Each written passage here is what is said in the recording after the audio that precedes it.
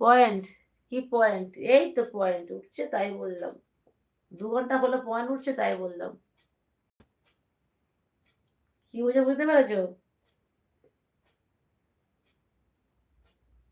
যে জীবনটাকে গুছিয়ে নাও।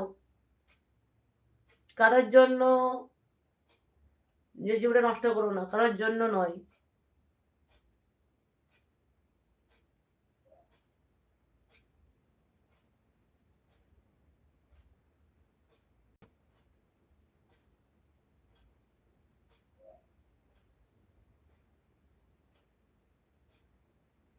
ঠিক আছে, গুড নাইট। টাটা।